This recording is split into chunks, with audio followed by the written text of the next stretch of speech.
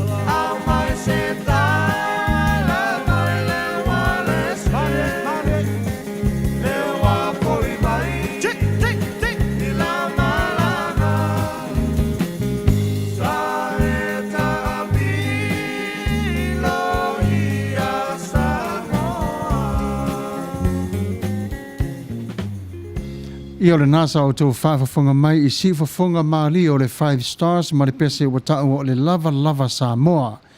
I o le pese le nasa whawhelo ai atuaila o tō pa ia malo o tō mamalu. I le nei tō la fiafilo nei pokalame tu ina atu sa o lava I lalo le langolango sua mai o le fale o le Europeos. Ia o le fale ta vale foi o le performance.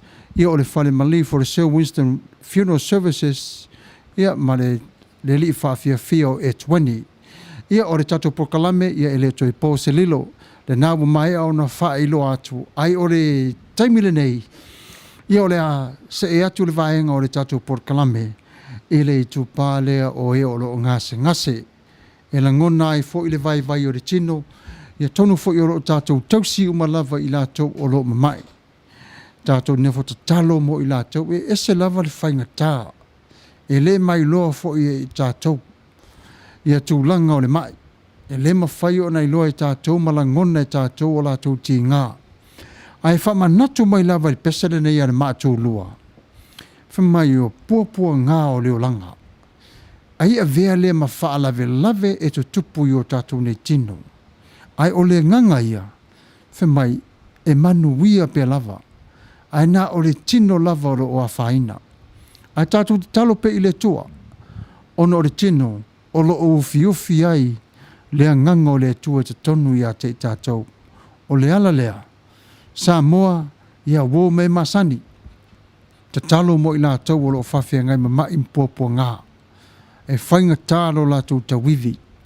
Ia ono sai foi o lea foi o le tala e o mai. Ia whātou whamali e paulava. Ona o aunga o pōpua ngā mwhaingtā. Le pesa le mātou lua. O whai mai, pōpua ngā o leolanga.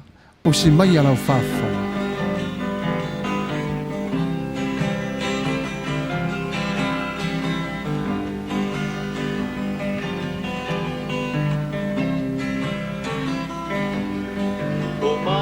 Whaunga o lohua nganga, o oio mawhatianga, kua puna, ko mai o me o langa. Ono sa e mapa'atutua, ta talo i le atua, ia mameto e wha'afona usai fua. Puna o le nei o langa, o se nea e whātamapa, me a whai e te tali o langa, a o la taga. A vea le na ma mai fofo, ia nganga matino, o le amambe ai o na e manomo.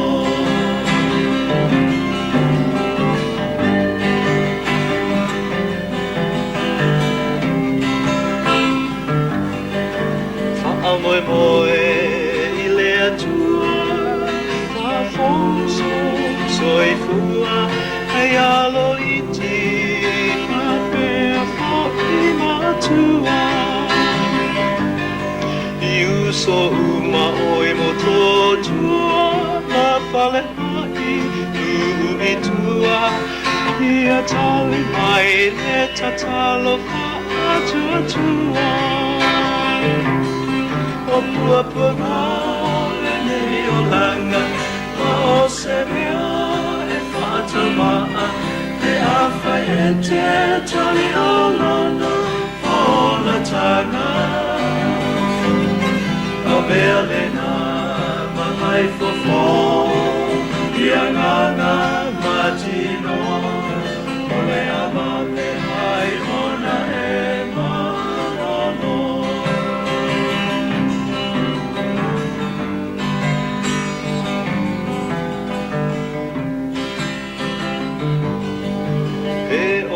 Senga sei aina, o le ale whangaloina, o tō uma, i le nei ngā singa. Tu atu pea e le matai, pea uma e te roto i ahi, ana mai o le tino o mai. Puna le nei o langa, o se mea e whātamaa, e a whai e te tali o langa, a o la tanga. A vea le nā, ma mai fofo, i a nganga matino, o le amame ai ona e manono. O pua le nei o langa, ma o se mea e whātamaa, e a whai e te tali o lana, a o la tanga. A mea le nā, ma mai fofo, i a nganga matino, o le amame ai ona e manono. Ioi. E moni lava le siufafonga o le mātulua. O puapua ngā lava nei o leo langa. I o le asia singa lava leo no taola meita ite i Samoa. Ia e tātā lava i aso tōna i ere tu ai pi. O asia singa i mauta ngase. Ia o le nafo i vai taimi. Ia e fo i tangata si o mātou a inga. Ia na mamai. A o le neipe se pe a vea lea ma vai wha malu ia te ilatou i taimi o pōpua ngām whaingta. O le māneia i o pokalame le sa whaonga ina tu e pi aso ia. O na umalo lea. So o atua i loa ma le tala o tamaiti i le valu i le tae ao. Le aso tō nai. O le māneia la nā wha asolo ina o le aso tō nai o le tā pena i mo le tamaititi. A o le māneia fo pokalame le sa saunia e peti mama ia. Ina ia wa e mai ere tamaititi mai le umma mai o le aonga. Ai whai e le lato malolonga. Le aso whapitoa le nā mo tamaiti tase le tūla. E au ngā i o le whai o le tala fo ia peti le whamtala ino sana ia fo ia tala na whatu. Ia o le tala o le soro fo tamaiti a le saki. Ia po wālawa na tala e whai e au ngā. E a vea fo le nā e ola e le mafo whau o le tamaititi. Se me foi le look forward e tamaititi le nā vai taimi. Ia o aso nā. Ia o aso ne. Ia o sui fo i le o langa. Ia mare tū langa wa iai. Ia o le taimi le nei. Aso whānau. O tau oma lava o loo whaamanatuina tau aso whānau le nei tū la fiafi. E pule lava o le lo aso whānau. Ia po lale me te mana o whai lo aso whānau. Ai whai mare fia. Mana tua. Le ale tau o le nei aso le aso whānau. Ona e Filifilia oe le tua. O le atua na Filifilia te oe e te soifua mai i le lalolangi le nei. A wa o lona fina ngalo le nā e whaahali mai ei o lona lofa ma lona ngale lei. Ai tā ua tele ia te oe ma. Le ala lea, wha mai le whaamaunianga le siwa whonga o le tai au for Radio Samoa. Happy birthday to all of you. Manuia lava le aso whanau. Usi mai ala tō whafonga i le pese o sao nia mōtou.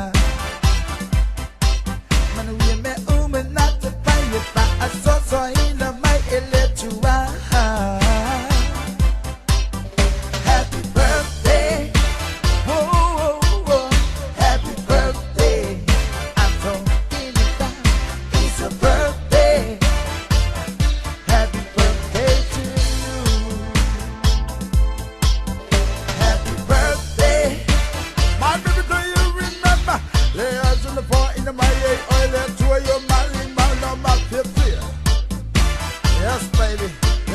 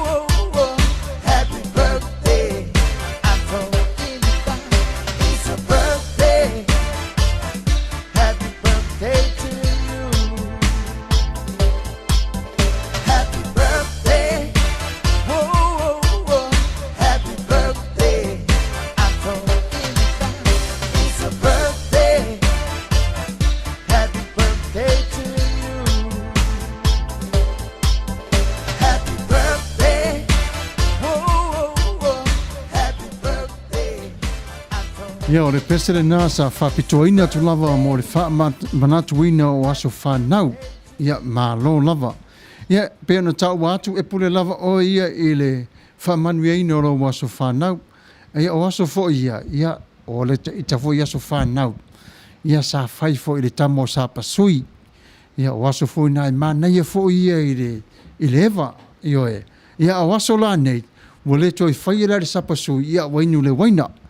Ia o le waina foi lea, ia ese foi le fale au mai le waina lea, le waina foi le sua malie. Ia e lesa whaina, wha manuia to pele tua ia te o tau i le aso whanau. Ia o le taimile nei, e le mawhai ona ngalo ia toa Samoa, po le whanau o Samoa, mo le nei taimi. So whaungaina le upu le nei le vaenga o le military. O loo iai i lātou i so se vaenga au lava o le malo. O loo lātou tau. Mana tua foi. E whainga tā tele le lātou ngā ruenga. Wa ve i lātou pei o ne tali tāma ne tali papuni. A whana mai le pulu e tū lātou luma ai pei e pu e lātou. Sacrifice their life. Ina ia ola le tangata e tō tasi pe tō lua pe tō tolu. E leo se ngā ruenga whainga tā. E whainga, le whainga o le nei mata opu, ia o nei tangata nei. Ia e koleni lava i la tō train to kill, o le la tō lava nā method. E hao i la tō le pui pui, o i la tō mai le fili. Ai le mawhai i tātou i Samoa na ngā luai i la tō, ia tātou tarusanga. Tātou te wā ai le leilo iai i le tūlangalo i eita maiti nei. Ia maa inga se tulau. Ia e o lava ia te oe le momolo loto. Talo whai. E o fo i veterans o reserves. O i lato umalava wa amata ona whaatasi atu tono po camp. O to umalava halo ma whanau o Samoa. Ia manuia lava la au tau tau ma whai. Mata ala. Aware sona inu o le kofe. E ele taimi e te moe ai. Ai eva fua foi po e malo lo i le nei taimi. Ia sauniuni foi mo fe au manga luenga. O lea military. Ia o le pesere nei. Wa saunia mo o tau umalava. O si mai ala o tau whaafonga. O te whātalo whātu le tātou atu nō. Le whaafonga tāpua i mai atu tuila ma manoa. Mai sa Samoa atoa i le nei aso. O le aso na nawhine tu vai sai ma Amerika Samoa. Nisi o au toa Samoa e tawina le tau o sao tonga i le ngata o le pui pui ngau le United States ma le lonolangi. Ai whapena fo i masi o tātou territory nei. O le nei pese taida whapitoa. E le tap span e ma mori ai o lātou o lo whaanga. Mo so se toa o Samoa. I so se ta whao taua i le lonolangi. Tangi e le whatu masusu i le ele. Pe amanatu i leona fo atoa uta mafana upele. Tau mafai ia filemu o le lalonangi. I malo uma ai mai se ai ngā matanga tata i tasi. E o whara uloto I lau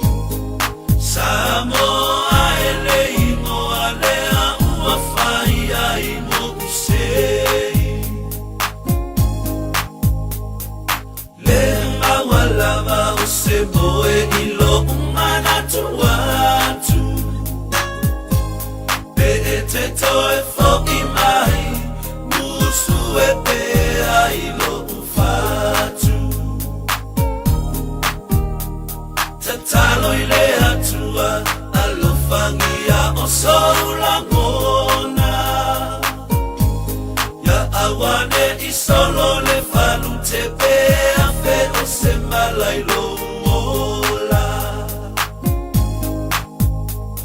Olo ola wa amatu umaya utontonga. Temoi loi mata ola utatana ile atua I. Ya ola. Toa Samoa utetu ipea matapuai. Ia toe fogi mai ai ngaro ono fofa atali.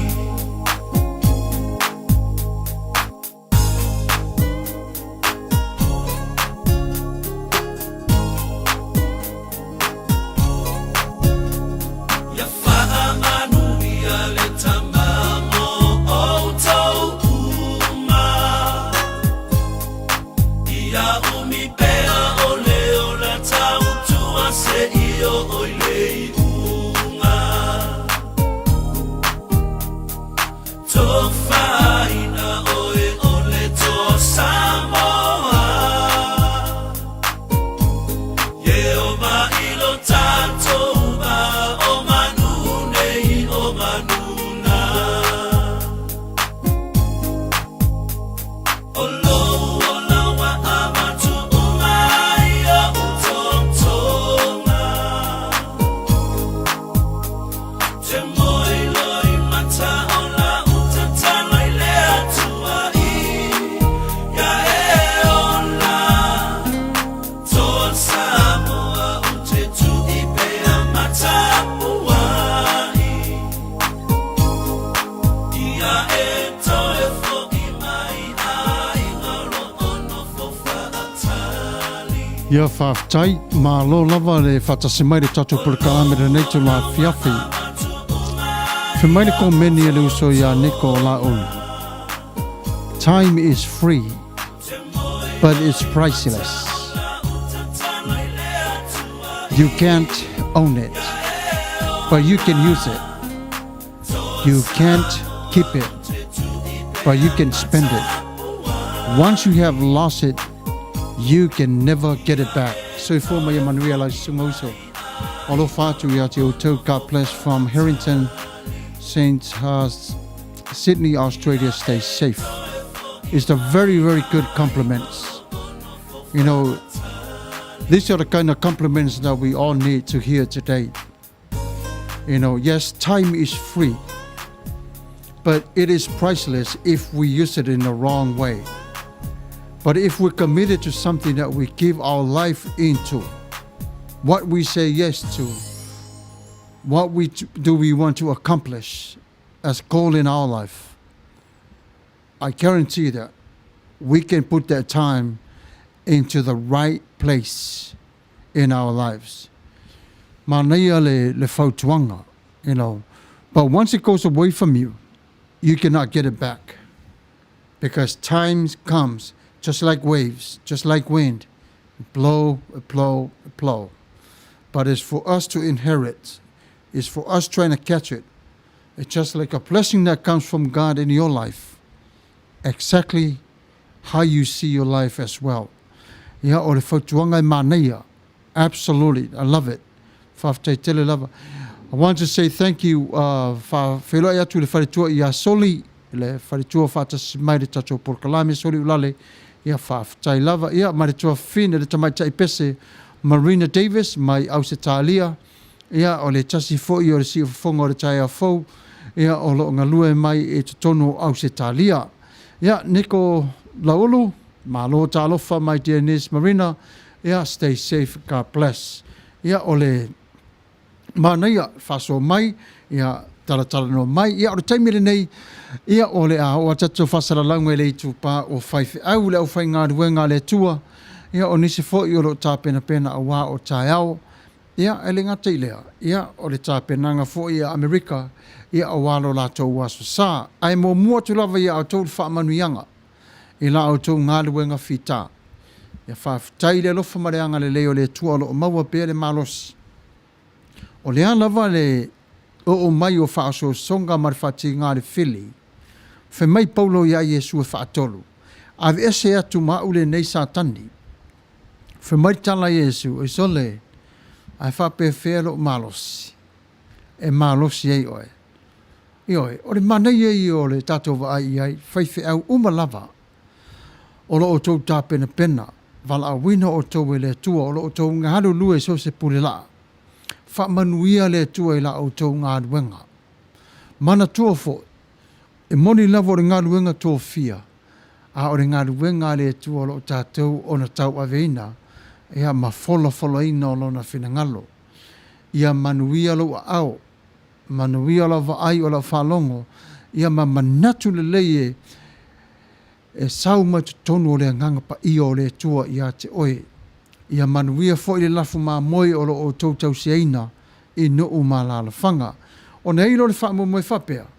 O le pesere nei wa sau nia mo o tau, ia e o fo i wharitua, wasenga i a wao, e o wharitua o ti a kono, ia au loto umalava o si mai ala tō whaafonga sa pai o tātou whaiwhi au i tāro sanga. A le pesere nei wa whapitua mo o tau.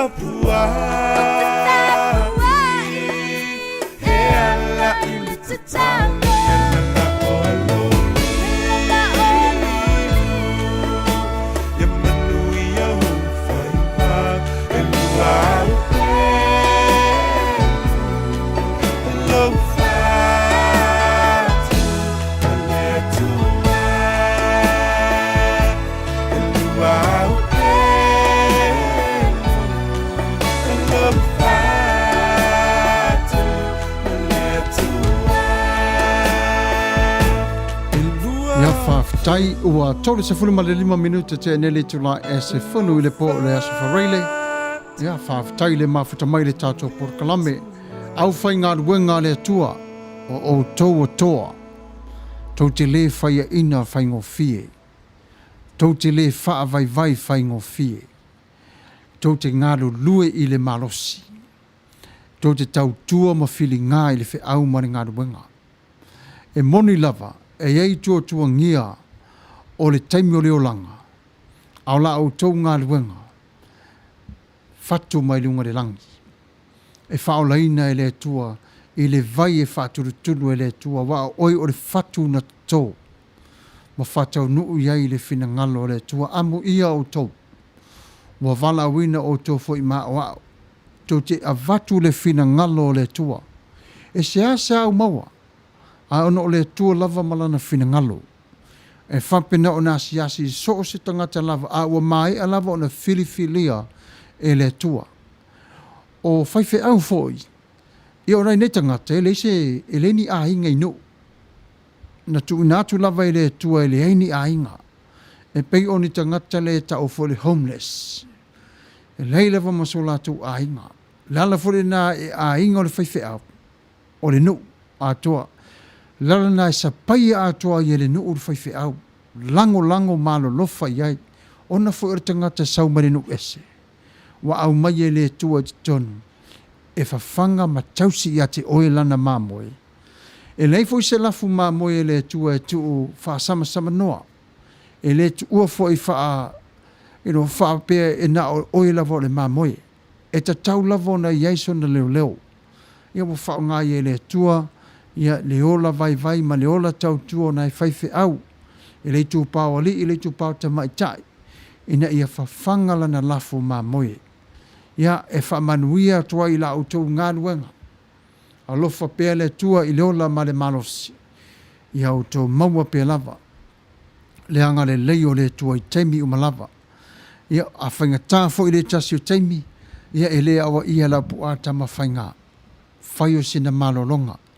Le leio re toi malo lo toi mafau asi i le tua ia toi te tala le tusi pa ia toi te tala fo i talo ia toi tusi lalo le fina ngalo le tua o tu ina mai ia te oe a wā lau ngalue mo le aso sa ia maso lava e tu sai o le vala awina o oe o le whaifi au ia whaftai whamalo o le temire nei ia o le au atu tatou asia singa i whamanatuina o anniversary Taua tele waso nei, this sort of special time in our lives, something happened, something occurred in your life, temi nei wa tau na celebrate.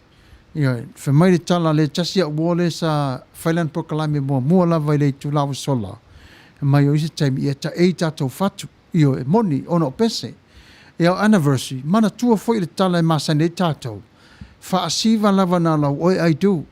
Wa ai sivalo le ai tu se se lo so ai tu ia wa pata tu fo ila le mai le ulo taua ina te ile wa ta e fo ila tingi po o lo taulu wa ele lo e ta to wala leita ele lo la va ta to le sa wa le tama fo ile o patwaisa ia le tama mila fa o so mai fa penate wa afia fo ile fa afia fiang ai o le masani lava ia o le anniversary ia afa pe lava le so lo fa mana toi po le vai aso le potaya se tu lo lava ia fa manatu ma le fia ia maua vi inga o le tua ai le o le vi inga o e ma ia usi mai ala o tō whafonga o le pesere ne wa saunia whapitoa mo o tō si whafonga o le tai o fau happy anniversary to you all.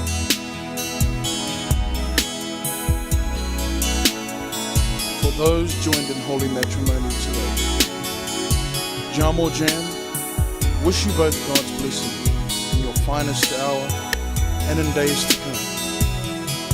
For today, you will remember for the rest of your lives the meaning of the Samoan wedding song. Ia manuia leo ngali fo.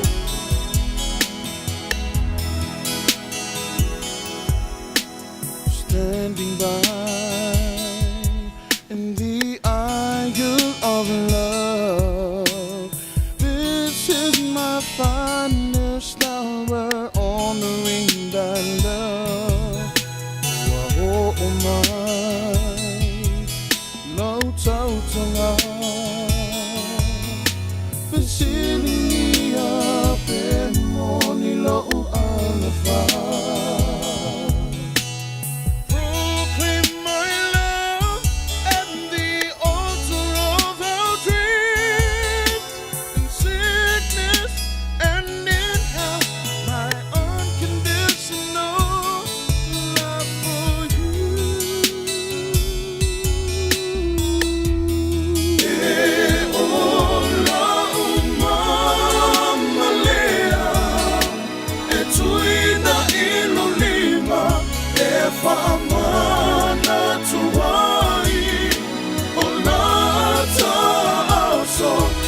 Sofia, filha, o papai ina.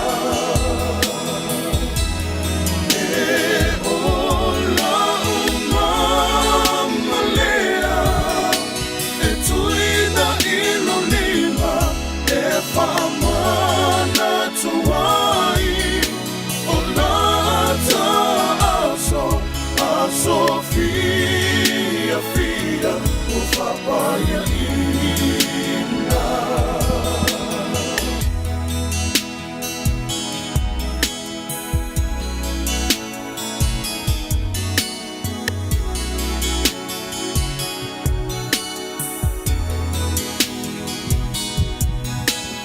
This is my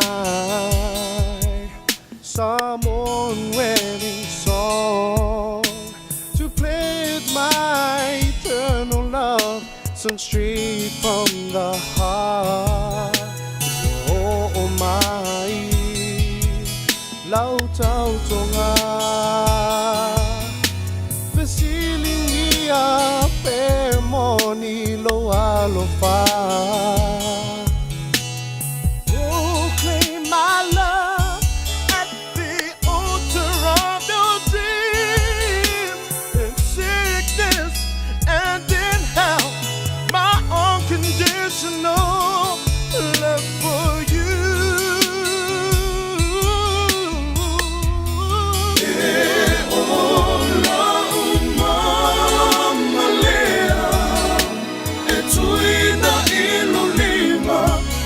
Famana tuai, olata also, Sofia, filha, o papai ina.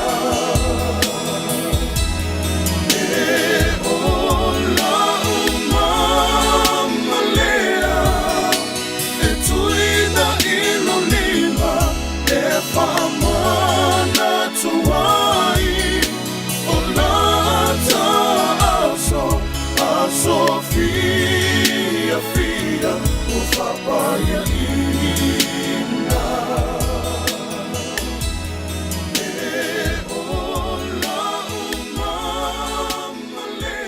Ia whatalo whātu le tua whine i alu isa whamausili, ia whawhtai le mafuta mai le tātou pokalame le netu la fiafi. Happy anniversary from Luisa Whamausili to all of you that are celebrating your anniversary today. Luisa Whamausili also say, ia talofa, Pastor Fagalilo, Samuelu, wale pupu tuawa Matafeo, whapir IT, God bless. Ia whawhtai le mafuta mai e le pokalame. O laso manatu, laso langona i le pese sa tai natu. Ai maise lava o waso whape nei i mafutanga i uru ngā li. Ia, o le a whaie sina tala i puu lava i ai la lea mata upu. E au ngā fu i le se i tatu tala no whatasi ai. I male, se tata tano fu man whatonu wai mana i fu i le tu mai o lona o lona Filifilia, ia tātou wawa ai whātasi foile ia, whai mai sau ko meni, ia na tātou taratara no le, whāton, ia, la sau tatara no whātamaiti, ia, la sau fika ia i la lea mea. Ta si le vai ngata ua. E le ngata o le whailoina o le aso whanau, a o le whailoina o taimi ma le umi talo na mafuta, io le tane ma le fine, ia po le tina ma le tama, ia po le le o se celebration fu le masani ne tu Samoa. Ta si le mai ngata u le soifua o le tangata, o le whamanatu ino tausanga talu o na mafuta, whaarungari. Mānaia. E le whainunga ina se tamama se tenia fuile, whra atau amata o lai.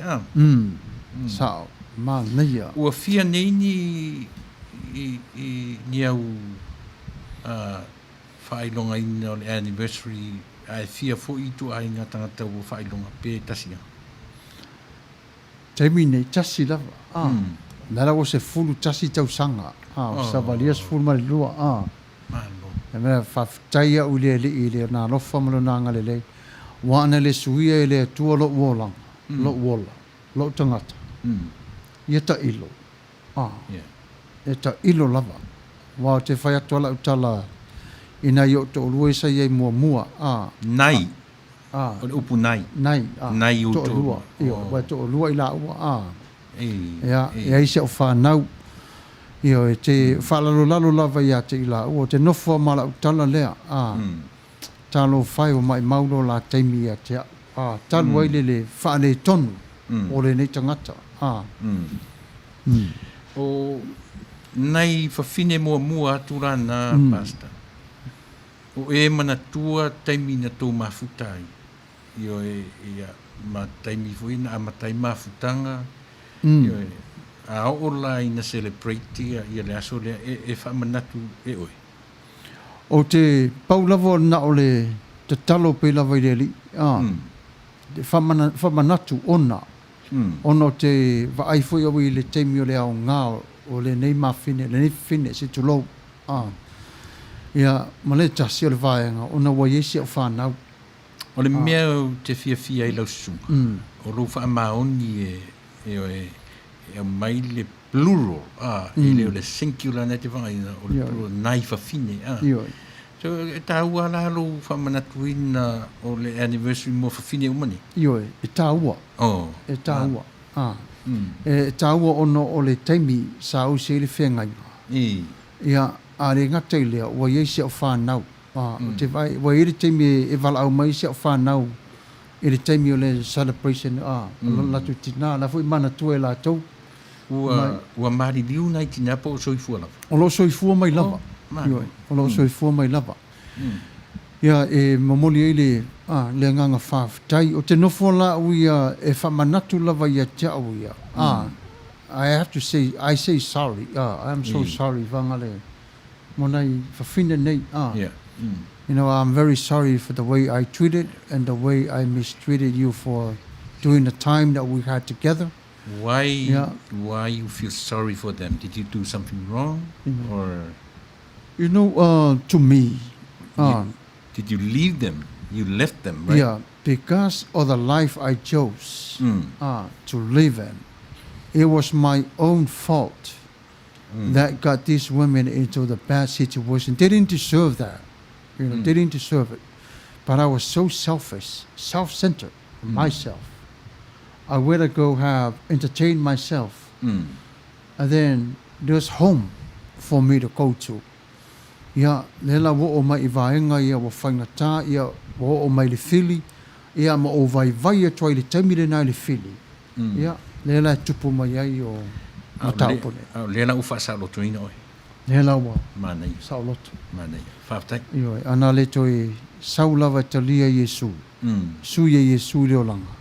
Ave eselo ma le sapasui le ava malos. Ma le sikalekti, ma le avanga i le ralo langi.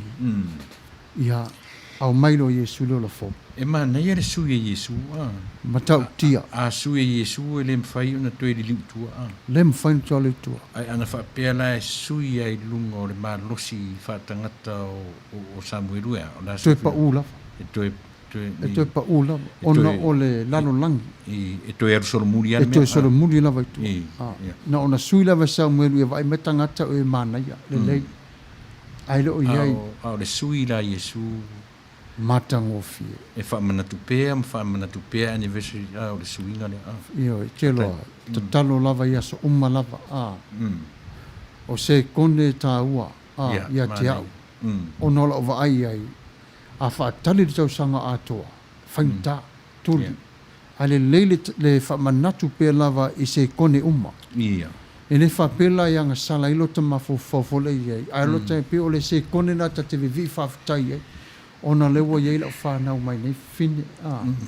tasi rea paenga le whaingatai le teimi e whamanatu ai teimi whapea anniversary Moni.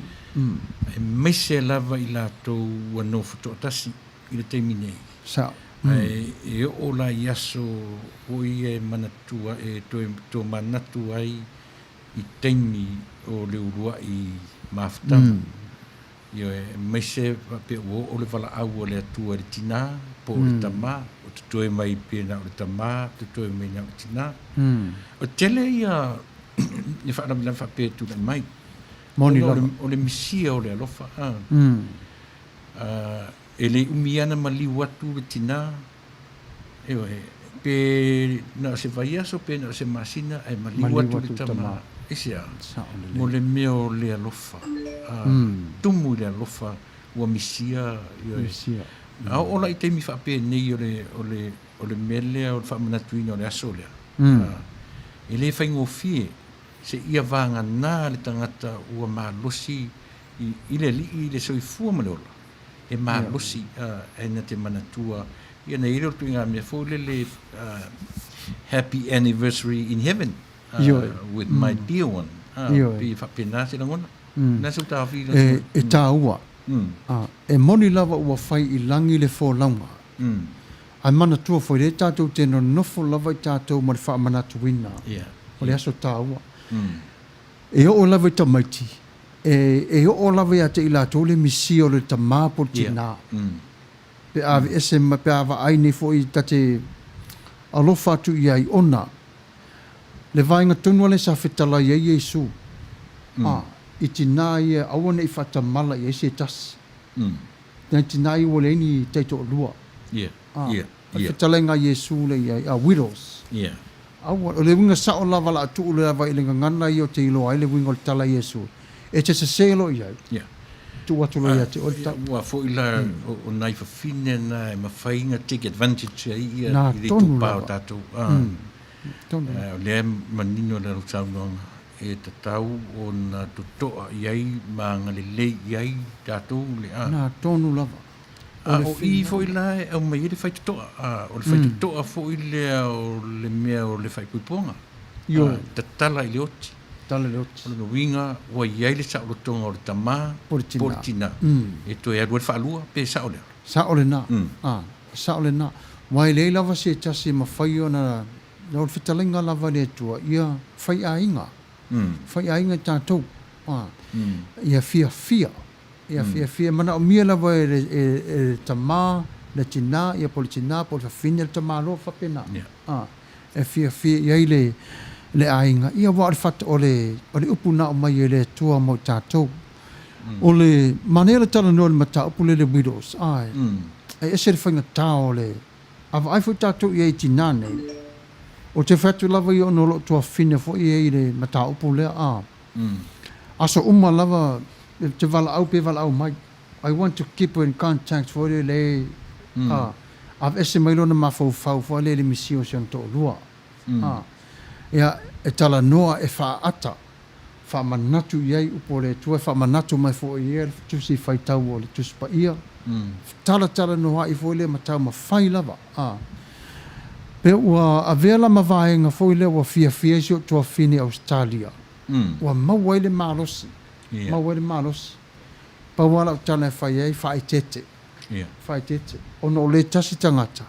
ia e sau fo i e poto fa le lalo langi e fa ngā mai oi o le tasi tangata ia e sau ia o le poto e lofa moni mai fa maoni na lasa fautuanga fa fi au i nai tama le ua te tala ina i le o tip le malima le se ia malolosi pe fa manatu taimi fa pe nei anniversary pe o tatau ona to e tilo e tatau ona to iai se feso soani ia so to leo famanatu famanatu le aso na faipoipo ai na o sia le nei fengainga ia masa ili fo i se fautua mo oe i le nei vai tau wa ole e tau ole mea tau o tele e tau o tele e le leila le tina i le tupa tina le suesu enga atua e mawhai e le tina o na fua lana ia nofo a ore tama e whai lava sina whainga tā o le tū lea whai lava sina whainga tā wae po lea lava le malo si o le tamai whea a le se fautua mani e vai lava le taimi o te tonu tasina mea le intupu le mea leo le umi ana maliu o le tama ia pe maliu tina ai maliu atu ai mai se lava nai o tatu pi fa pe na o grandparents talo fai for mai ala o le ia se mamau le va le mea foi le misia le ia mana tua foi o ma o tamaiti wa ai pe ia o sito ina masilo matua tala no yo e va ia tu ma va ai mai ona ina vave malanga sisi o le tūlanga lana o le misia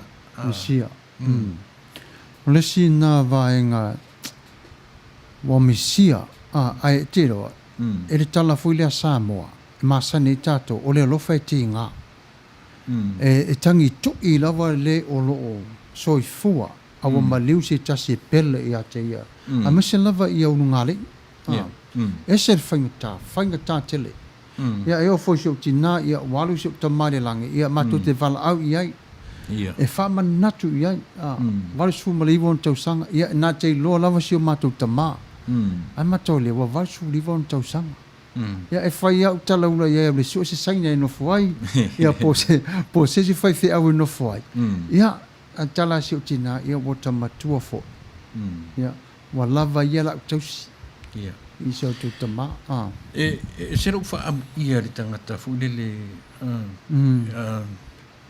maliu la iti tala vou paanga le fa pu tala vou le luas fu montupu o ti tala no i le lima se fulu ono se fulu fit se fulu lima se fulu fas montupu anga inu le mafaina la tu ono sa ia le mea le no foto tasi e pui pe le la ai pui ponga se ua pele ya te e to te la tina o papena e mari liu a la tu paanga tala vou moni lava e le se nau fo le to e ia au te ton foi le ia le olanga le to e fai tisi na ia e se le mea le ale ta o le mea le meo le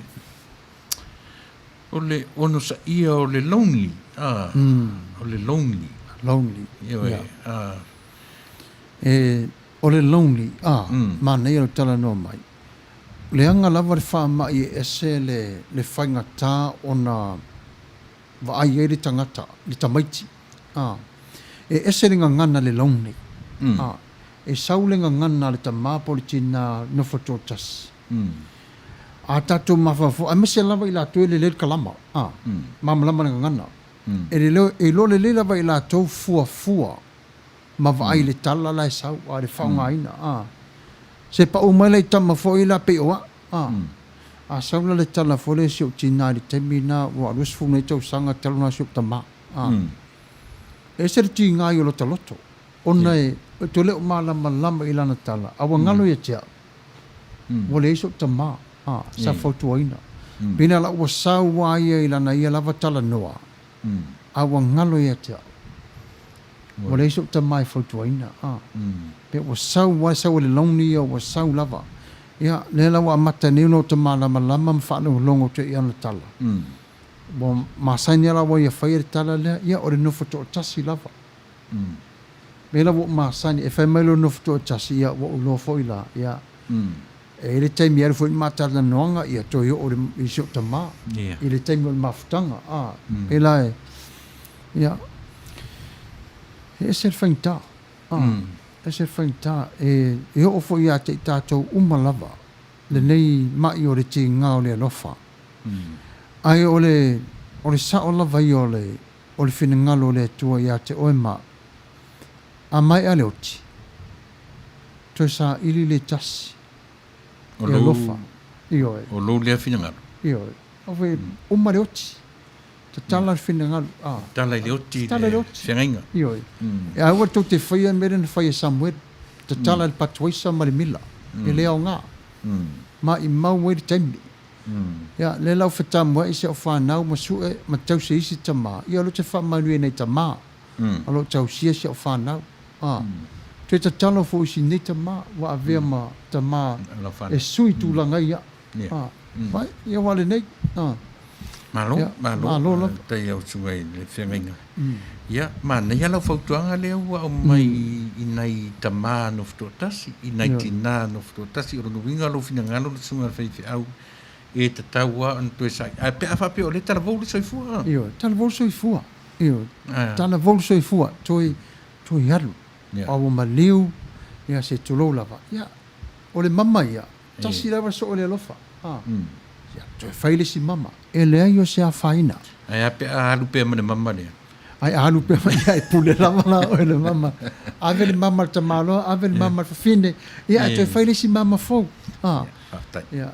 Ole ia malo lava ia ole taimi nei ia ole a faitau natu tato ko meni o mafuta mai le nei taimi ia Nicola Ulu yeah sorry malo never forget a day in our life never regret a day in our life. Good days gives us happiness, bad days give you happiness. Request please be the Crichton, lily of the valley. To all the Samuel children, stay home or go to school. Wear mask in case. Love you all.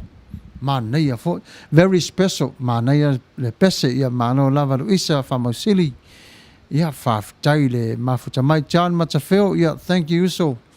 Ia famanui atu le tua ia te oto in Zilla.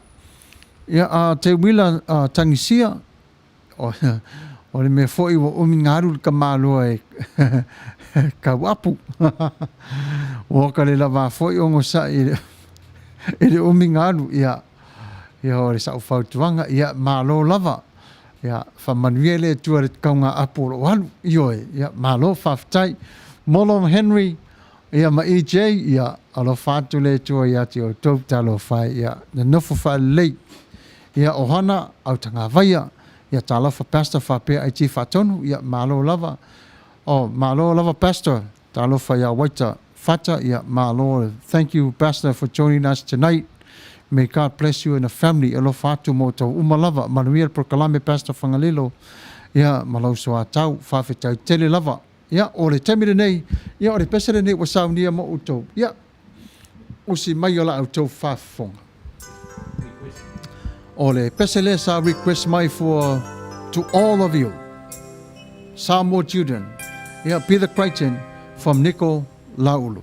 Usmaila Fafonga.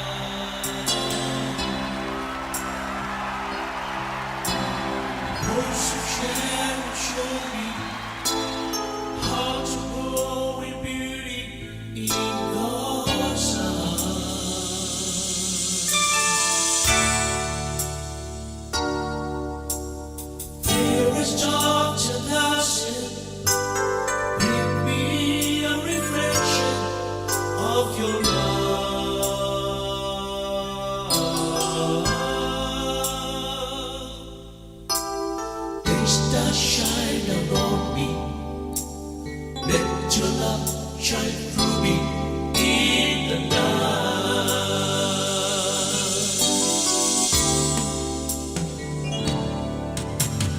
Lily of the valley, let your sweet aroma fill my life.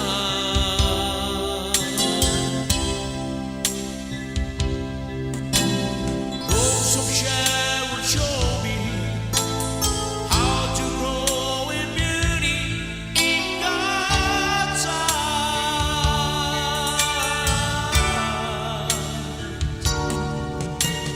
There is dark 10,000, make me a reflection of your love.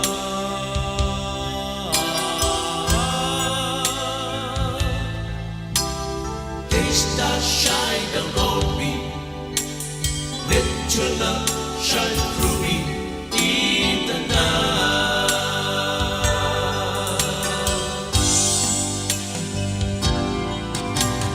Lead me, Lord, I follow. Anywhere you open up the door.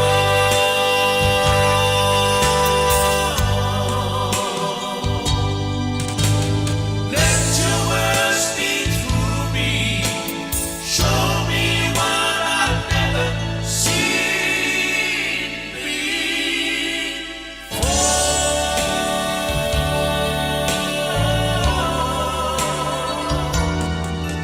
Lord, I want to be a witness. You can take what's wrong and make it right.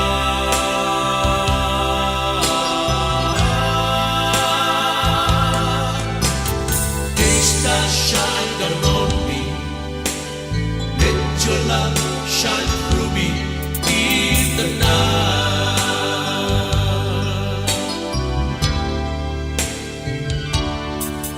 Lord, I see your world is dying, wounded by the master of deceit.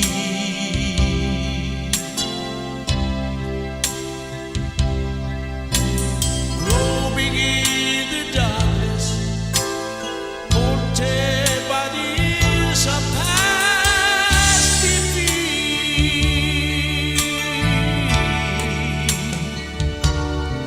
But then I see you standing near me, Lord, shining with compassion in your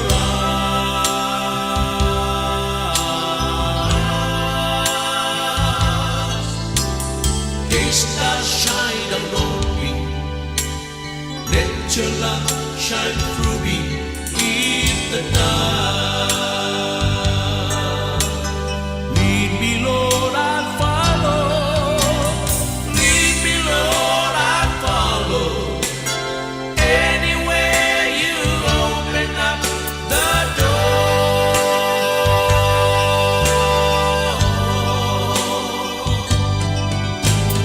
Let your word speak through me.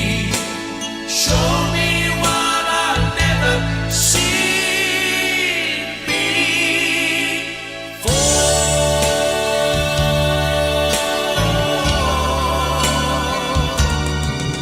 Lord, I want to be your witness.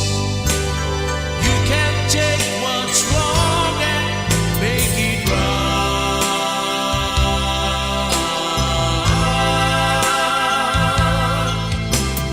Day stars shine down on me, let your love shine through me in the night.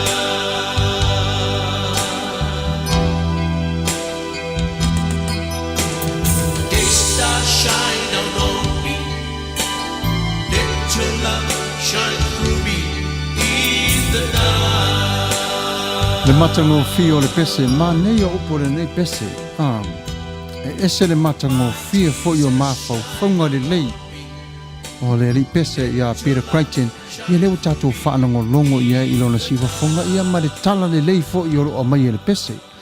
A o le fautuanga lava ia le siwa fonga o le taia o fau e fua fo i le matua o le tausanga. Ioe, a whapea lava o tau i le fase fulu ia sa ili le tasi o to lua.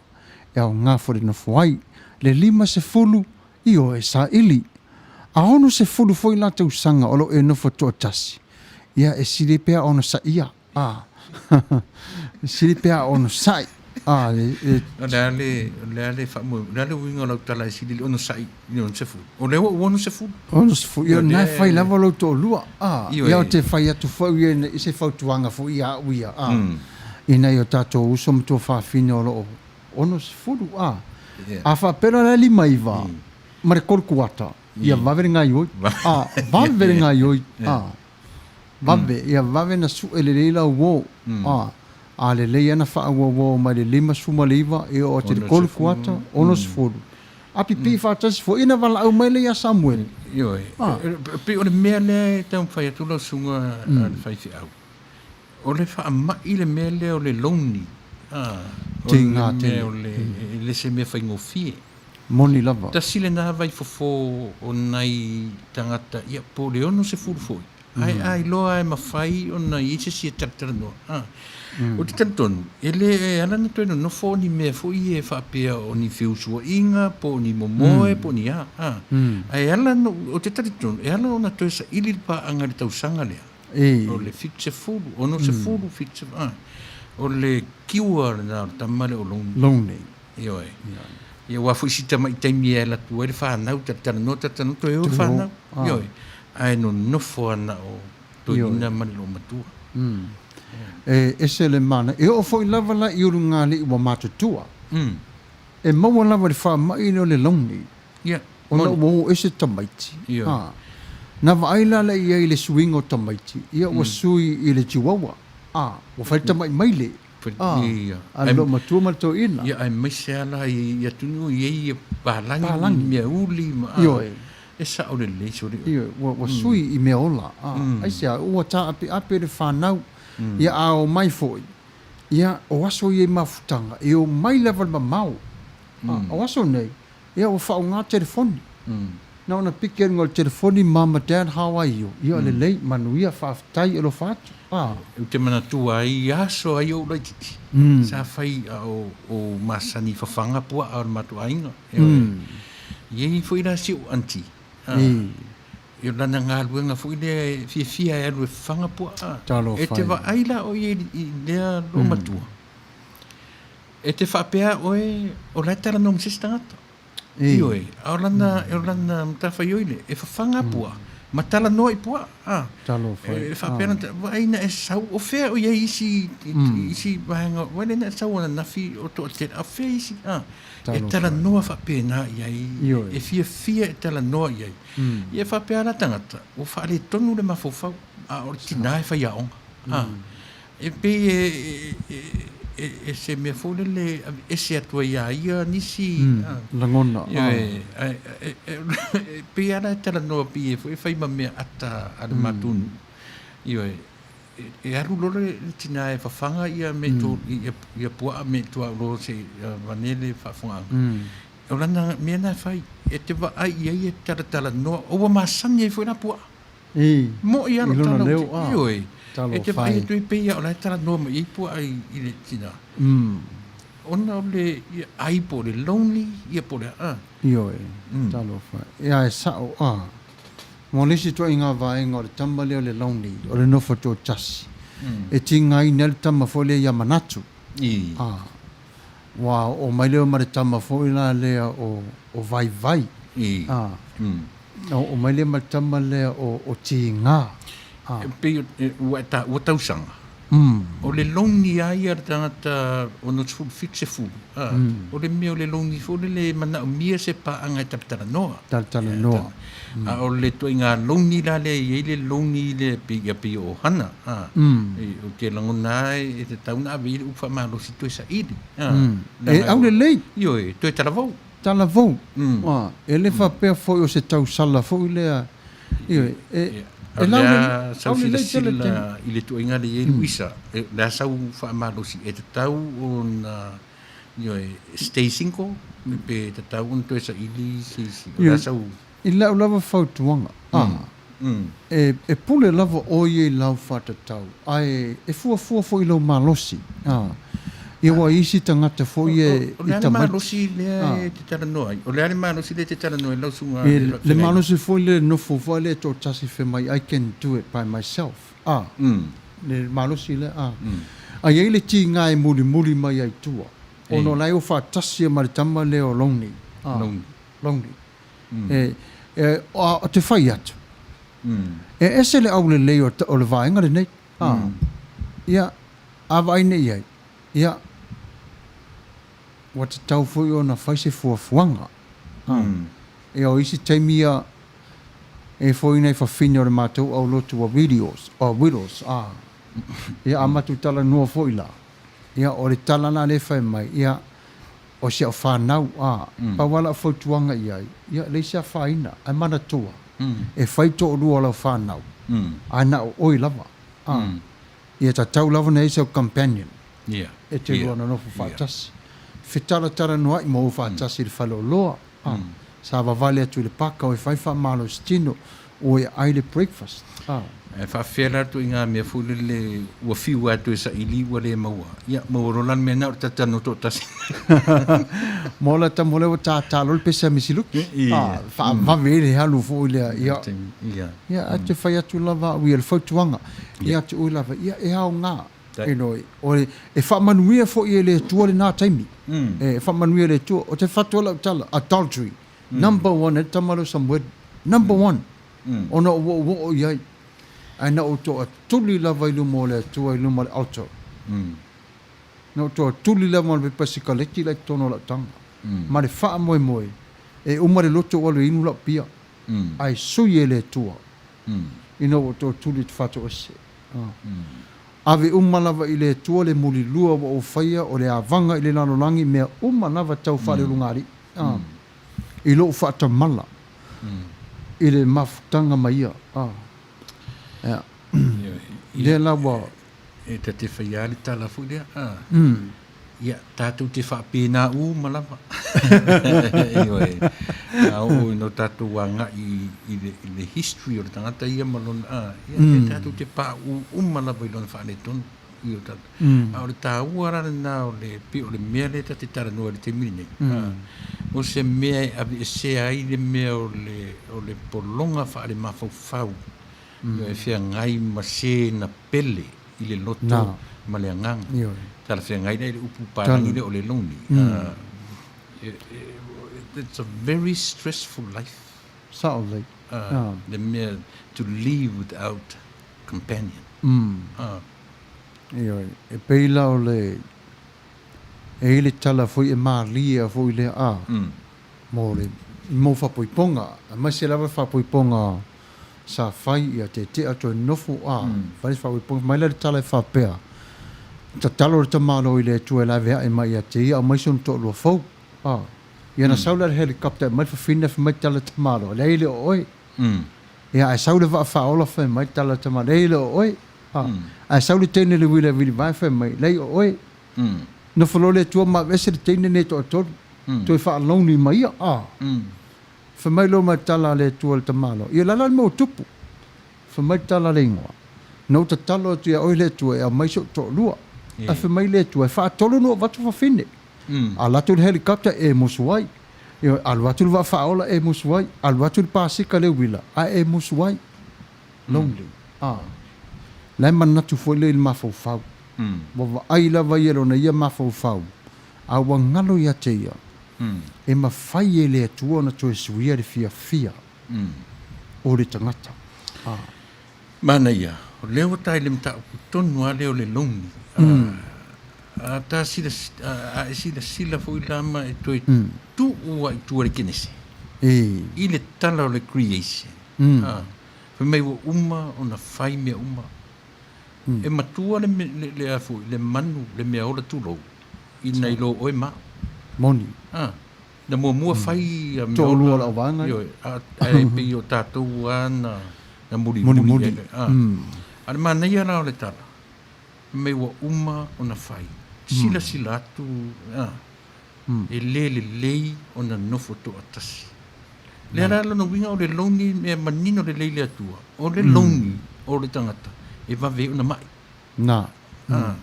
O lona winga. Pe ona mai le fautuanga. E le se mea leanga.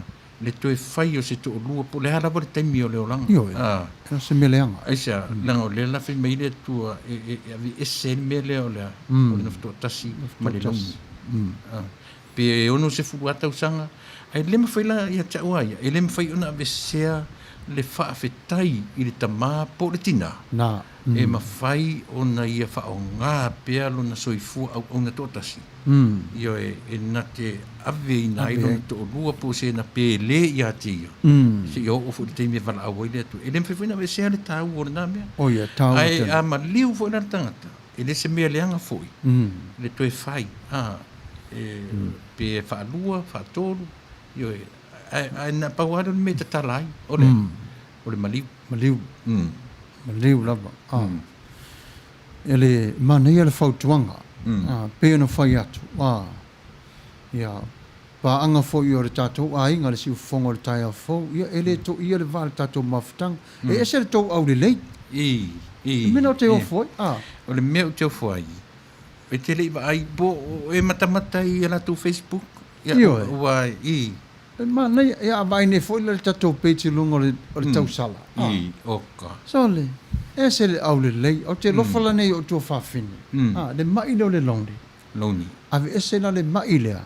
Ai saula le tama foi lo fa maoni. O so le. Ma ai la ia le tama le na. E sa lani le tama na. Io e ufi le tama le na. O le fautuanga foi la le ave le awale ia tau apu. I whenu sila. Fa i tete la vele apu. O e ta ua fa maoni. O mantua i o tala le sito ina. O le mantua vai. E te oso tu loi fafo ma le farisale o le tatonu. Na o lo oso tu ai i lua fetau i manata silo na poto o le tatonu. E oso tu i la ma le fetau ana o le tatu farisale. E te tau a le tua o le tatonu ma le sinu. E to e tau atu i lisi nu ma le sinu. Te fiu e su e si tangata fa maoni. O le ala luinga o le tala le toina. E whaingo fiena e maua le tangata poto. O le tangata tamai pia sa vali nua wana. Ai te fiu e sa ili si tangata whamaoni. Whamaoni. Moni lava. Ai au ngā. E au ngā e avea lea ma whawhangu. Ia te i tātou oma lava. Ia wa e pēwhono tō lau sila fia. Ia e o fo i le iso se tangata lava. I o fo i whaife au.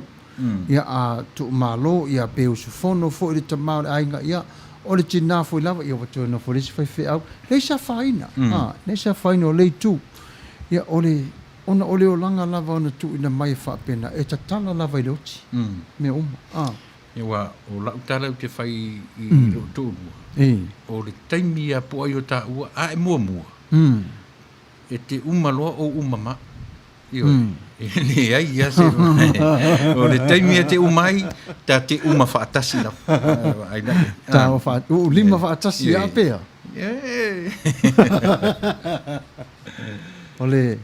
ole manai o le tatou tara no ai ma fitu fa ile afiafi manai fo ile le tara no mai as to fini ele toringa apu le taunga apu le i New Zealand ia wa fa tete e manai fo ile ma sumali o le apu ia e te ia mo le suka ia na fia ia la le suka le ia mo nofo la val tonga suka wa le tama le wa e fa matala le merna e fa fonga me te mini e ele me fo le lenga o e pi fa pena le ma fai ona o anga pongi ona ia fa ra o le me la le o fa nga te mini o te anga pongi na so Fagalilo mana sa i le mele le social media ia e le mafai on o to ia tu tonu le social media se vanga o so fenga wenga i tonu i na ngai le faino alo ese o le ko computer IT ai pese so fu ai le mafai on to ia lu i la Facebook ma si sia me io e mai le ono le tai au le ono le fefi ai te do na ona ua addicti i ele so i fuam leo ua addicti i ele so i fuam whainga taha i o le mea so le Fanta. Pe e tau tango atu lo tarima le telefoni e whapisole. O le whamoe moe o le mea. Ina ia tele le teimi o le aso i te mawhauwhaua i le alofa o Iesu. Moni. Mai le ono le tai au.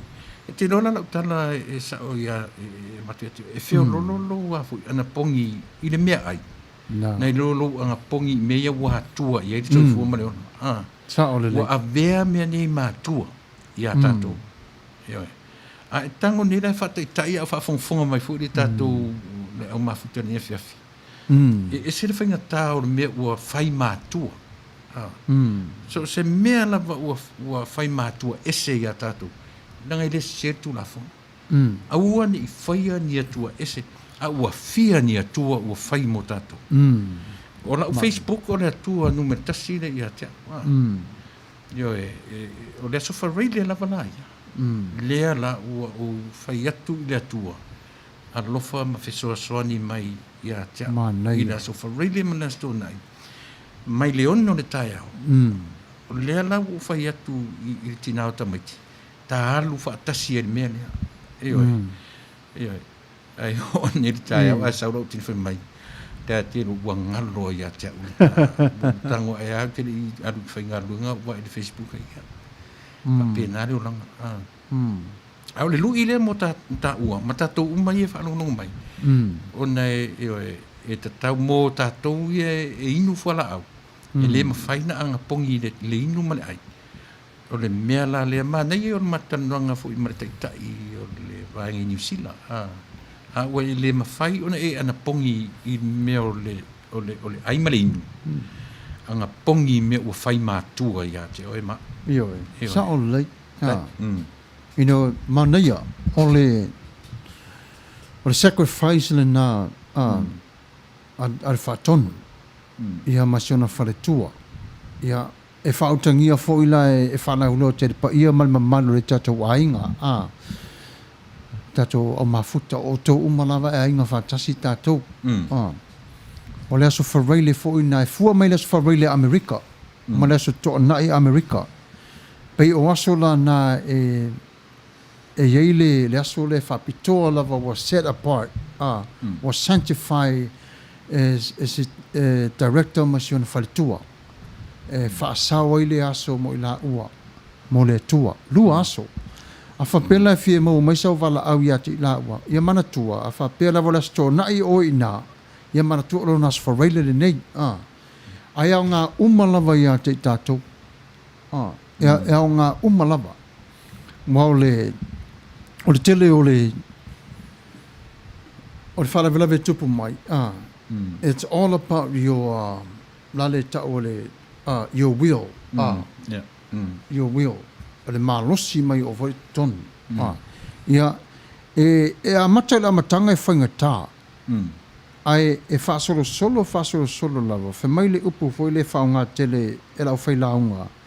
For my God would use that situation to change our motive. Or if God don't want to change the situation, He will change us to make that situation better. E mana ia o le tatou whanau longo iai, e au ngā mo i tatou umalava. Ia o e malau whatatau. O malau whatatau, o le aso e Filifilia, mafau iai. Mafau iai. Ai e le whape foi whai atu whape tau fi au ne e whai ai aso umalava. Le ai. O le aso lava was set apart for God. Ia o le aso le na ia e whape na ona whanawilua foi to tele. Nenga. Ma neiti mea na te tilo iai tātou ia fia le mea o le angapongi. Mane ioi. A whaingatā ona anapongi mea o le tau mafa. Le vai ma le metau sami ona o le vaenga o le tūlanga o fo mai ma mea o fuala au. Ia, ma nei e le vaenga lea. Ia anga pongi lunga o le ave ese o lo mafau. Ia, ma le... Ia ma le afu i, ma le vaenga lea o le vala au mai o le whaipol kalame. Ia. E pei fo le ona whaafafonga mai le mamaro rea tunu.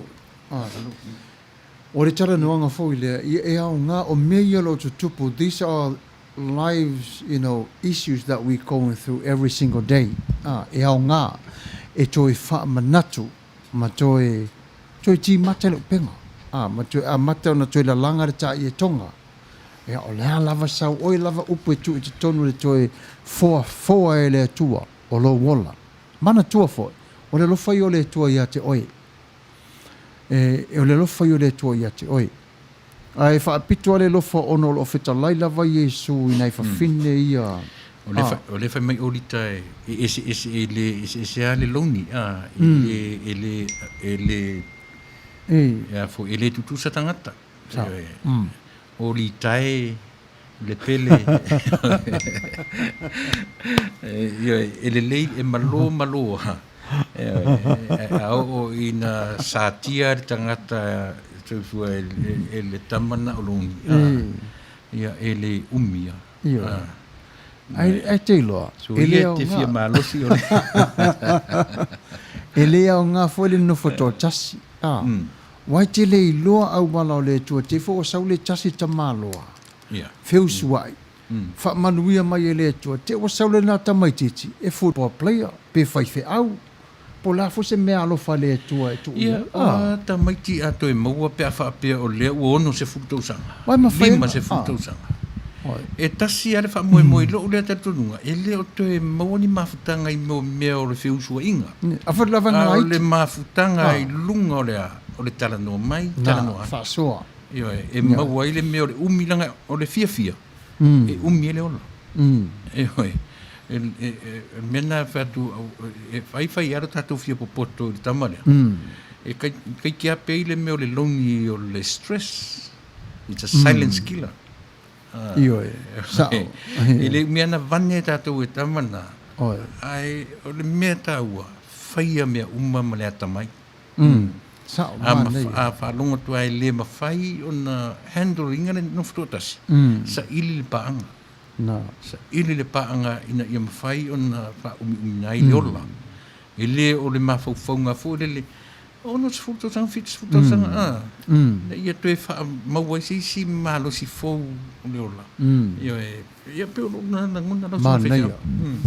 Ia o ngā whautuanga. Ia o ngā. Ona e sao le tala le ese atu ai nā longli.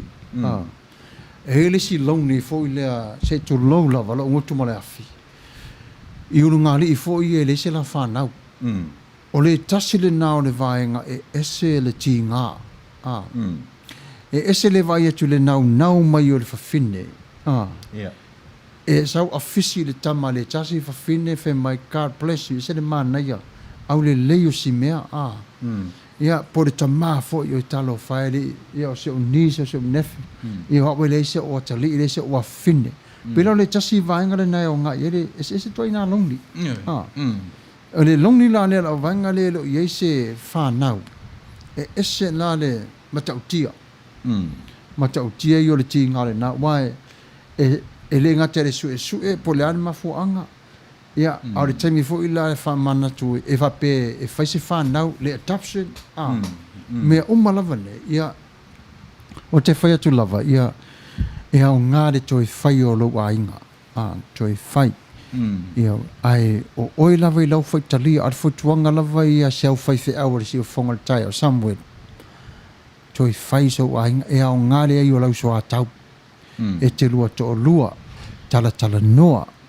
Ia sa vale whiwa i ta vale o fo i mafutanga fo i auru ngā lei o lo iai ia pori ta mā pori tina ia ele isa whaine e malama le atua i lana tangata sai ona whai marana whapuiponga ia so le walu la to lunga le komenia ta o to tele la o mafuta mai le nei tū la ia lana whe mai le o i talo ia televise matavao le mafa le tūla whe mai. Sa oa e launi, ai kele ai fo i le ngau sā. E sili ai le whakaakia. Aia, maro le waka bless sa mo. Ia, e pe ora tala orita. E se uma tangata. O isi tangata e mawhaina la tu handlinga le meo le launi. O isi tangata. E le... Le mawhai. E whaingatā. On ta. Le fiaula i si nei mea. I lo le tatununga. A pi o Mon. le wa ave whawhautuanga lau sunga i whaiwhi au. Whai le mawhai ona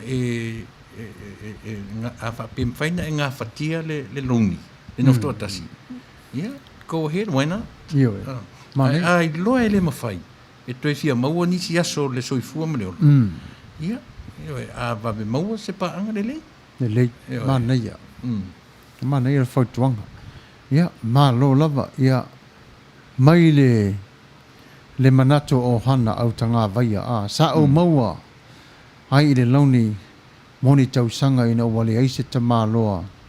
Ina ua wa ai mata o whanau. A whanau. O i nāna sui ai kaimi. Ia la ngei o le toi mana o mia ni pa anga. Se na o se isi talano, na o se isi talano ai. Mana ia. Ewa amata. Mana ia tele le whamana. Mana ia e se le matango fie. Pe au o an tatu talano i le mamau le mawhauwhau. Le mama tau talano tai peila o le mele au mai e te wila. Si le fola si whaitau mai armina tu te wila. Ia, e sa o ai tio. E kenga ngei. Ia, a lima o malewa. Whaitu ai fo. Ia, e mo ia o tala tau te tau sua. Ai, au mai e fo inare fi au. Moni. E whapena winga o isi tangata. Ua matua alo loto ale alofa i lena la osi whengai. Moni. Ua ia talia lava le meo le nofo to atasi. Na. Nofo to atasi o a mea whengai mai. Ia pe toi apa ia. A o lana tau tinonga. E le toi whaia son to urua. Ona o le tūlanga rena. Moni. E wha me melo i lena la osi whengai. Au to telefo tanta o whapena. Tele ta malo loa whapena au le lei. O whawhine au le lei. Au amata e lava o na whaasoro ina matua le soifo. O la e lava ina foto atas. Ese a. O le tangata ua anga i le mawhauwhau. E le toi whaaluaina e se isi le na la osi whengai. Mana ia. Po le alapa la le susua o upu ata ua e watu e tatau o na toi sa ili se isi paanga. O le tangata lea. E oti e lava ila na whengai ngane. Wa ila le matau tia o le mea o le alofa. Le alofa. O le alofa. E se le matau tia o le alofa.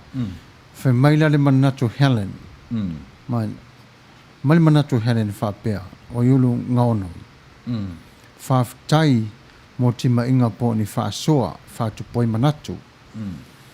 Yeah, I said lava le lonely as a woman. Le aisi whaati ngā ulu. Yeah, manatu. Yeah, e fua. E mai fua nare whaasoa mai a Helen. Pe a tatu wa aila i tala atu o le mataupu lea. E o ngala le tatu tala no i ai i tina ia sa ola mai le o langa fo i le o le appeals. Mero whaati ngā ulu. Wa isi whawhine fo i naula mai, wa whiu le amio o le tamalo o nā mai le asonga fua. Ia o le si tamalo wa le mo i le whale. O me whapena. Pea tato wa ailava i le o langa whine. Ia ai nofo lama le whawhine tausi whamaoni le whale. I le whanau. Mana ila pea wa aia i le mata opu lea, ai sile lava le lonely as a woman. O le aise whaati ngā uru. O le ale nā mea e tau le lonely as a woman. Whawhena whamatala le nā mea. O le lafe mai ia le tūlanga lea. Le ale e se senga o le lonely as a woman and the lonely as a man. What's the difference? Wa o Helen ia. Lai sau ia le tūpao tina. O le vaai. O le lens. Na le tina. Le tina. Wai e moni. E ese le lonely ar tamaloa. Ese le lonely ar whawhine. O te fia mana malama la, i le mena, o le se whamatala lau sunga le whaifia. O le, i to tono le mero le marriage, le tu whatasi tono e whaifia, au pēto e sa soo. Ia whianga inga. E tala no ai le mata upu lea, pui mai le urunga le, e le taimi e te ai, ma le taimi. E te tala ai le whai pui ponga. Le dangerous kele o le mata upu le lonely. Yeah. Yeah. O le whawhine, e mā sani lava i le launi le mele whapea o le e le vai atu ni winga fo ia whapea e le alu i se tasi o whale. Social distance, pe ta una le vaenga iai.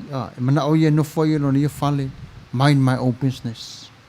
I don't want to go out. E le mwhaina fia vai atu whafo, le mwhaina fia ona, pe wa tuu atu se e venga ma mafa. E fua foi lai leo langa ma te tonu ma te tamaloa. Wai, o le tasi o whea ngainga. E ese le tala le tamaloa e whai mai, ese le tala le whawhine foi o le te turula, tama ma le tene. O wa mata ona whaatasi ma whewhi au le tala noina. Ai ese la le taimi e u mai le tua umar whapoiponga. Ai te tupoi me la i o le whati ngā o le tamaloa i whawhine, whati ngā o le whawhine. E mawai la le mele, o le lonely as a woman, nobody understand how they feel. But we can tell by their actions. We can tell. Le lonely as a man, it's hard to tell. It's a very prideful.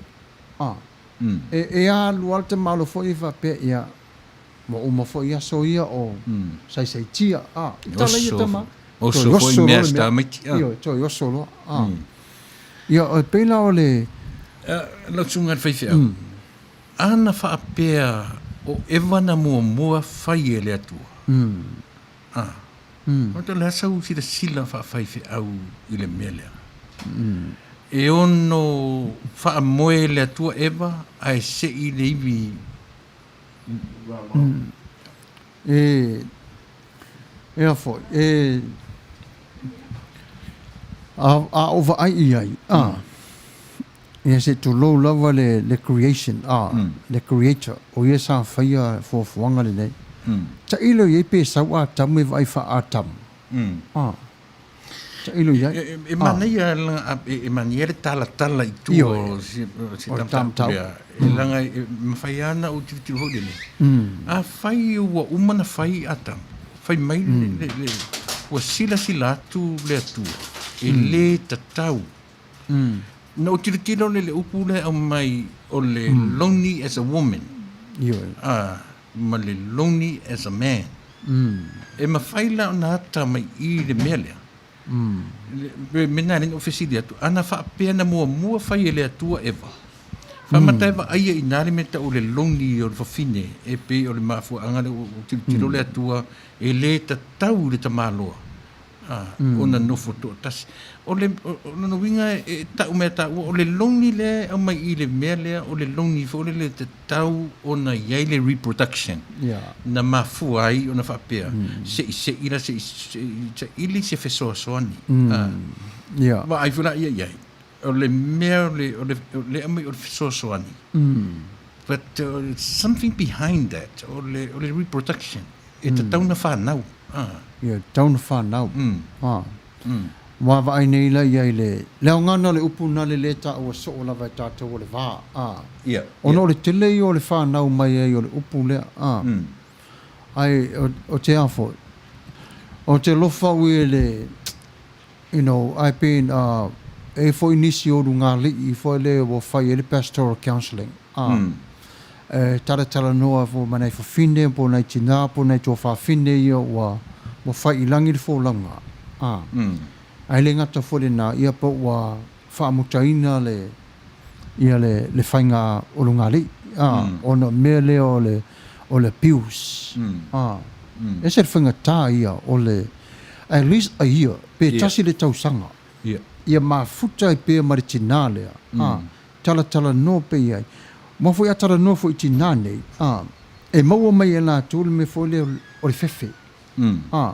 O le fefe la fear. Mai te loa. It's time to care for myself. Le lai mafua le mea fule le whapea I tele le ngasu. Tele le ngasu. Nea lai pui o le taimi la na ia wa pui. Lona winga o le taimi sa I la tū le mafutanga lea. E tinga ina. E tinga ina atua le mata upu. Lana fule na o te alofa iai. Ona e o foi so tua fine ma so tina. E whae te foi tala. Paula tala e whai fole tala no iai mo nai tō wha fine nei. Oni tala foi wha ata. fia la to ma mai lo ta to le vanga ton ia ore temile ne ia la se ia ona o tata mile tino iai o le u fasuma family te sumatasi ia e tu ia lo sunga e fa mai ta nang e fenga bunga fu tai au ia mole le ia o le o toi tanu mai ia felo i merita to mafutanga le nei tula fiafi ia o lo tatu tala no pe i mata o pu te tau ma o ngā i lo tatu ne yola e au ngā foi le tatu te tala e maftufa i ai awoni e ve matulanga fa pe to i ai le va ia ai le ai e so oi lo tatu va fa le to fine fa le to ngane e apo i ai le to ngane le to fine mai tu se lava pe ese manava ta fana nau mai ai tasi lava le tu na faia ta wa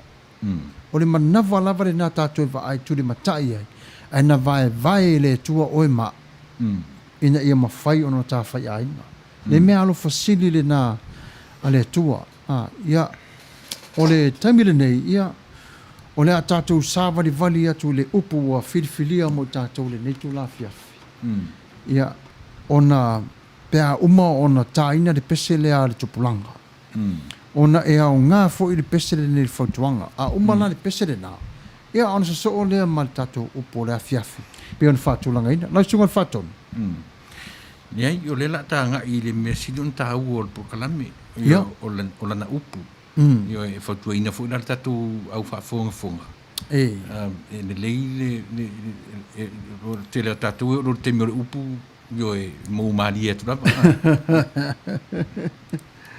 talo fai ia ora taimile nei ia la tatu sa vali la ile pesele o morole ia ona so le mal tatu upu ia ismaia la fa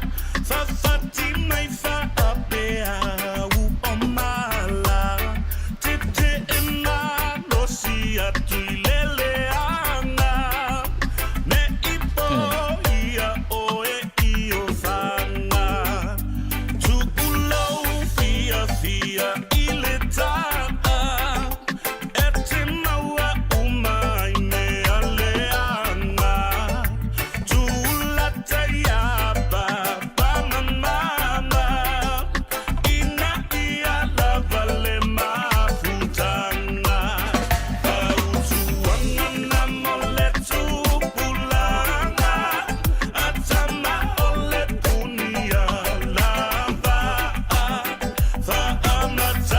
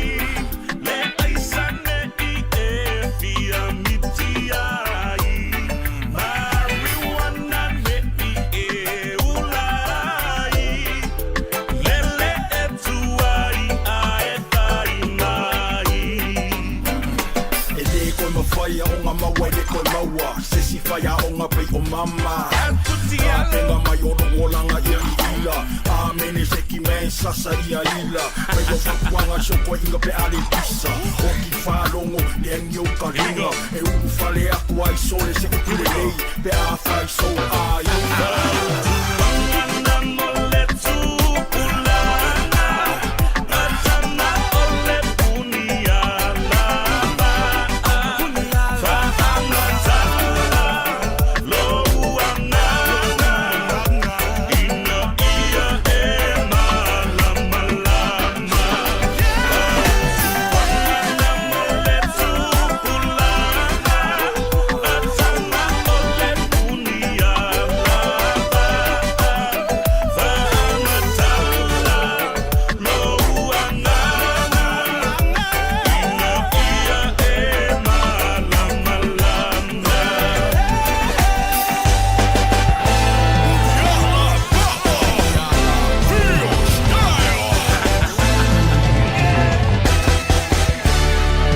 O le upu mo tātou le nei tu la fiafi.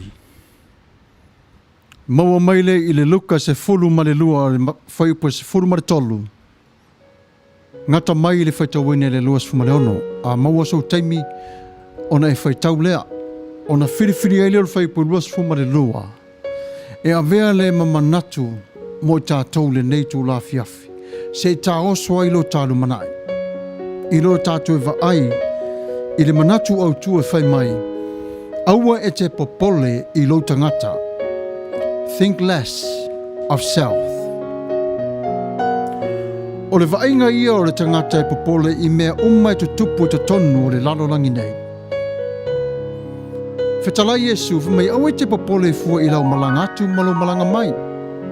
A e alu atu, ai sea te popole i se lava lava i lo tinu, o se mea ai po se vaifo i e te inuai. Ai o se vainga whainga le nei i le tangata, i le lalo langi le nei, i le te tonu o le si o manga. Wa tātou vaaia fo i le telo nus pepam whaasala launga. Le tāua fo i o le tangata malona ola ati ai. Ai wha le tonu lava, i le manatu fua ifo i le whatamala, malona vaai whatau vaa, i le whaatau waina o mea e ao ngā. Wa tātou vaaia fo i o le ata e whaatata mai e le tua i lo tātou nei ola. Vai te toa fo i leo langa wha le tangata. Aua i tātou o na vai vai ai. O le marutia o le tangata e tatau ia o na mawai o melelei umalava. Fe mai e leo ina mai ai o ia i le vevela o le la. O pua ngā fe mai e pitai. O nei mau mea umalava. E maua lava o le file mo ia Yesu. Le toma anga sili o le tangata. Ma whailo mai e Yesu le neitu la i a te tātou. Ina i awane a vea lo ta ua whaalongo i a ti ngā. E misi ai e ta ua le vai tate inu ai. Le ofu tate o ofu ai. Ma le nuu tate no nofo ai. E halau whiriwhiringa le neitu la fiafi. Fe mai o mea umare nā e mawai e se atu i leo langa o le tangata. E wha umatia ina fo i o le lalo langi malona ia wa ai. E wha fo wina e le atua o mea umalawe te tupu mai i lo wala. O mea sa e ngā lue ai. O mea sa tausi ai fo e moni lava e ti ngā o le a ti ngai. O le nā ti ngai. Fe mai o le soi fua le te tonu o le ngā duenga o le tangata. E toi tupu lau o lola. O mea umalava e tāua. A o lau filifilinga lava te tonu i a te oe. E aso toi tepa tau lai. I lau toi va ai mo a tai au. Wa o mai e Yesu i a te tātou wa ia tu mai o le tamau ainga i le tua i le langi. E tele taimi tātou te mau ai o le tamau ainga. Ai ngalo ai i le tua. O ngalo le tua i lau ofu. E a lau vai inu. Ai whape whea fo i o sau mea ai. E whamanatu mai e Yesu fe mai ia e mafau fau i a te ia, i le tatalo. Whawhitai i mea ai wa e fua mai a te i mātou. O taimi nei tātou te tui nātua i le tua o tātou manao. O le li e tari manao. Fe mai e whaaba vau o lona alofa. I le au ngā tupulanga, ma le au ngā tupulanga. E awa o mai oe, ma ue le atua. E whaatu mawina fo'i o lo tā ua while mo. What Jesus is saying here, he's pointing us to the higher level for our lives. Most High God is one in our life. When Jesus put his fingers on something that has to be done with your life, he promised you good. When we bring our problems to God in prayers and worship, bring it all that you can. Do not leave anything behind. Jesus says, when you come to the Lord with your prayer and petition, submit that to God. He'll understand, and he will show you his grace and his power. He says his powers will change the way the growth and the way we're thinking and the way that we live in this life, either by family or individually, perhaps groups. Showing us his grace, the grace that was long before us, before even born on this earth. He gave us this great attitude towards to his work. As we see him, Jesus himself is the Lord of grace who created mercies for you and for me. These are the answer that is often everything that we're looking for. We found that in Jesus Christ himself. But we must not look for our own benefits. To benefit our own selves will lead us into destructions. Not only that, there's no answer we can ever find. All we have to do is just a fulfillment of our needs. But there's no God in it. We need God in our lives. It's the message today related to you, and I hope the word of God brings peace to you. And I hope his love will continue on as an answer to all the problems we have. But how can we do that? How can we help each other? Yes, with prayer. Encourage one another. Lift each other up. Let them know that you do care for them. But it's more than affected in helping somebody else next to you, meaning your neighbors. It's not only the neighbors that is on your left and your right. It's not that only because of somebody that is close by you. Neighbors is the next another human being. The Word of God says, think less of self. But remember, God's hands is wider. We can all fit in the palm of his hand because of his grace. May the Lord bless you. May the Lord keep you. May God himself, the God of peace, sanctify you through and through. May your whole spirit, mind, and soul be kept blameless at the coming of our Lord Jesus Christ. The one who calls you is faithful, and he will do it. May God bless you all.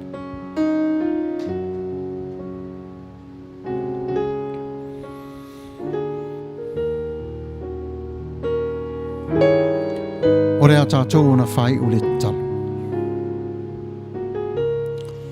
Le tua mamanai lo mātou tamapa ia. Mo tau nu mai o lo mātou nei vaa i le si ui o le nei wholanga. Le taula lea sa mātou sisi mai le amatanga. O le nei o le atoi lafu atu i le loloto o le sami. Ta ofi ilo mātou sa i a waile wha moi moe. O lau e ka le sia mo tai au ma le whainga lotu i le asa. Wha manuia i lau whanau o mafuta mai, ma le whanau fo i ele i mafuta mai le nei taimi, ei se taimi. Ia whape nā lau o fio lo walofa marawanga le lei. Pui pui marutia i lātou, o se mawhane tonu o se ngangana walape, se upo ua sala lo mātou tama, wha mangalo mai i a te i mātou. Wha manuia le mafutanga le nei tu la fiafi, i le suafo Yesu Keriso, e manuia i le po. Amene.